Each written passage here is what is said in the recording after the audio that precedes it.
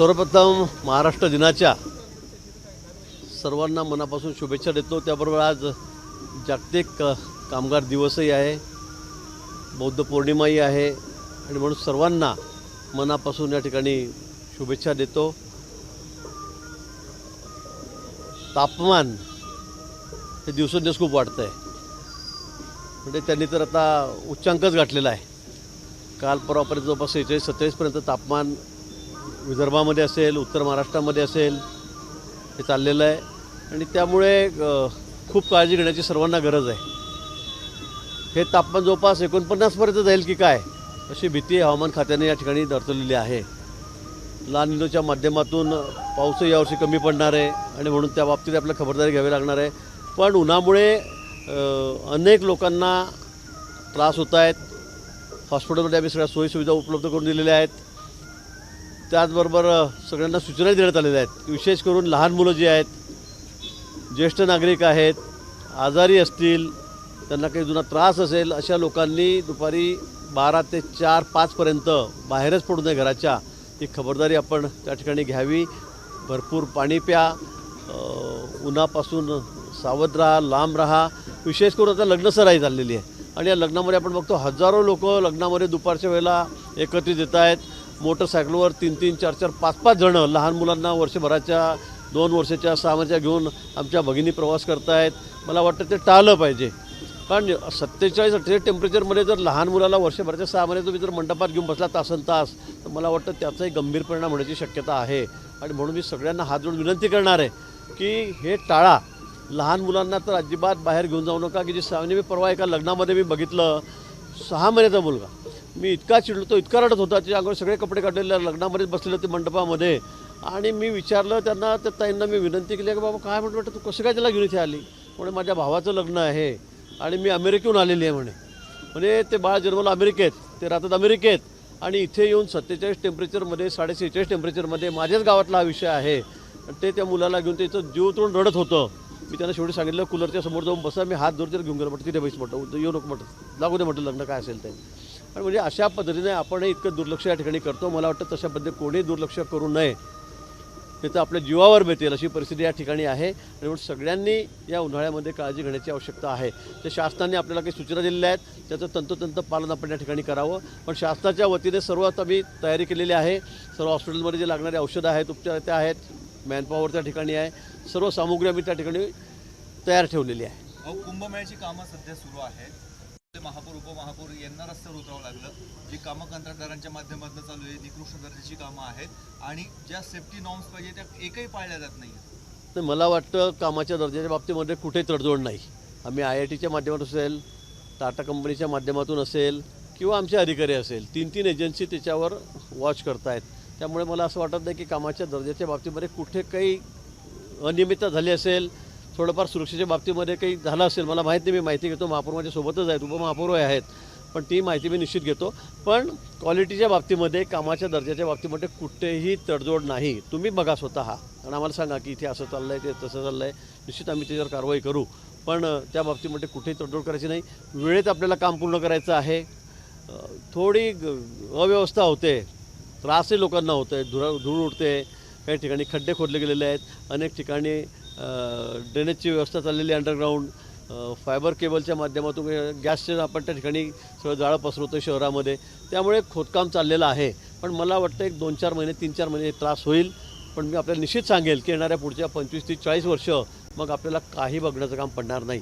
आपण तर रस्तेसुद्धा सगळे कॉन्क्रीटचे करतो आहे, व्हाईट टॉपिंग करतो आहेत, त्यामुळे खड्ड्यांचा विषय हा कायमस्वरूपी नाशिकमधून आपण संपवणार आहोत।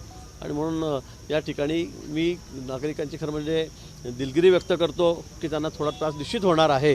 पण पुढे येणारे जे पुढचं भविष्य काळामध्ये नाशिक जे आहे ते आम्हाला अतिशय सुंदर करायचं आहे, स्वच्छ करायचं आहे, हरित करायचं आहे। आणि त्यासाठी नाशिक शहर म्हणजे मुंबई, पुणे, मी असं सांगेल की आम्हाला नंबर 1 करायचं आहे, कोणाशी स्पर्धा करायची नाही, पण नाशिक शहराला आम्हाला नंबर 1 करायचं आहे। त्यासाठी आमचे सगळे प्रयत्न चाललेले आहेत। पाळले जात नाही आहेत, त्या नॉर्म्स न पाळल्यामुळे त्या ठिकाणी अपघात होत आहेत, त्या ठिकाणी प्रचंड वाहतूक कोंडीचा मनस्ताप नाशिककरांना सहन करावा लागतोय।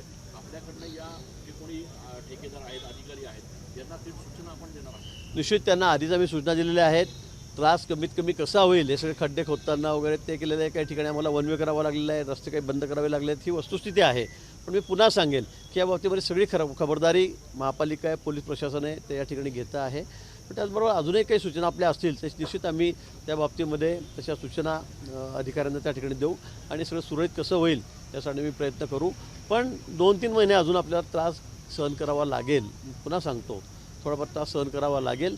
पण पुढे येणाऱ्या भविष्यातल्या सगळ्या सुखांसाठी 25, 30, 40 वर्षे मग आपल्याला कुठेही बघावं लागणार नाही. भाऊ, सगळ्यात मोठं चॅलेंज आहे कुंभमेळ्यापूर्वी ही सगळी कामं जी आहेत ती पूर्ण होणं अपेक्षित आहे. मात्र आत्ताचा जो स्पीड बघतोय कामांचा, जी गती दिसते ते बघता ही कामं कुंभमेळ्यापर्यंत पूर्ण होतील का असा प्रश्न उपस्थित केला जातो. आम्ही माननीय मुख्यमंत्री महोदयांनी सगळ्यांनी शब्द दिला नाशिककरांना की कुंभमेळ्यापूर्वीच ही सगळी कामं पूर्ण होतील.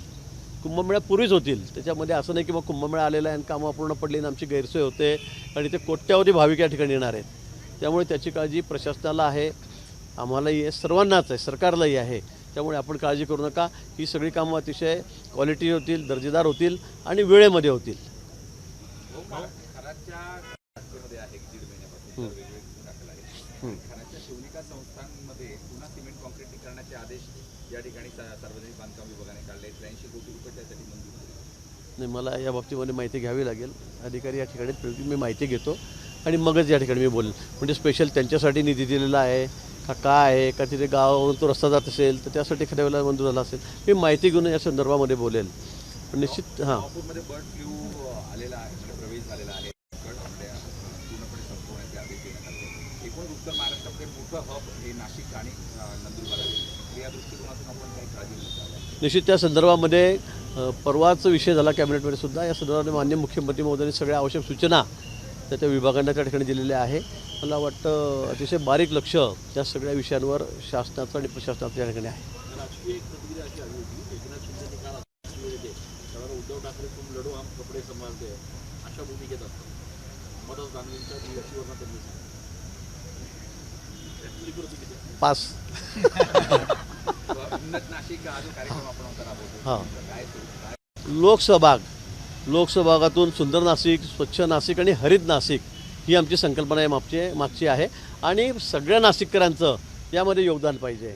नुसतं शासन करेल, प्रशासन करेल, कर्मचारी करतील, तर या बाहेर जाऊन आम्हाला नाशिक शहराला नंबर 1चं शहर करायचं राज्यामध्ये, हे आमचं स्वप्न आहे. आणि ते होऊ शकतं कारण इथलं क्लायमेट, इथलं वातावरण, इथले सगळ्याच धार्मिक असेल, आध्यात्मिक असेल, सगळ्या दृष्टीने, शैक्षणिक दृष्टीने, औद्योगिक दृष्टीने सगळ्यात अग्रणी असं शहर आज आपलं आहे. लोकांची पसंतीसुद्धा नाशिक शहराला, नाशिक जिल्ह्याला या ठिकाणी आहे. आणि म्हणून मला वाटतं की यामध्ये लोकांचा सहभाग असावा. फक्त शासन प्रशासन करतं आहे असं नाही, तर हे शहर माझं आहे, हे आमचं शहर आहे आणि आमची काही जबाबदारी आहे. म्हणून आम्ही या संदर्भामध्ये एक नवीन योजना आखलेली आहे आणि त्यातून जे सगळे समाजसेवक आहेत त्यांना एकत्रित केलेलं आहे. मोठं स्वतः त्यांनी सगळ्यांनी फॉर्म भरून दिलेले आहेत आणि अशा हजारो स्वयंसेवक तयार झालेले आहेत. आणि मग वेगवेगळ्या वेळी, वेगवेगळ्या दिवशी, जसं गांधी जयंती असेल, महाराष्ट्र दिन असेल, कुठले वसुंधरा दिवस असतो, पर्यावरण दिन असतो, या सगळ्या दिवशी वेगवेगळे कार्यक्रम आणि दररोज चालणारे कार्यक्रम या संदर्भामध्ये आम्ही वेगवेगळ्या त्या विभाग त्या ठिकाणी केलेले आहेत.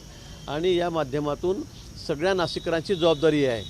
सगळे समाजसेवक आहेत त्या शहरामधले, जे व्हॉलंटियर्स आहेत, ज्यांना वाटतं की मी काहीतरी केलं पाहिजे, असे तरुण आहेत, वेगवेगळ्या संघटना आहेत, यांनी मिळून आम्ही सगळ्यांनी आता आमच्या नाशिकसाठी हे सुंदर, स्वच्छ आणि हरित कसं होईल त्यासाठी आमचा प्रयत्न आहे. आता मी येत्या पावसाळ्यापर्यंत खूप मोठ्या संख्येमध्ये, मग तुम्हाला आश्चर्य वाटेल एवढ्या मोठ्या संख्येमध्ये महापालिकेच्या माध्यमातून, विविध सगळ्या इंडस्ट्रीज आहेत, CSRच्या माध्यमातून, या ठिकाणी उद्योजक आहेत त्यांच्या माध्यमातून मोठी झाडं आम्ही या ठिकाणी लावतो.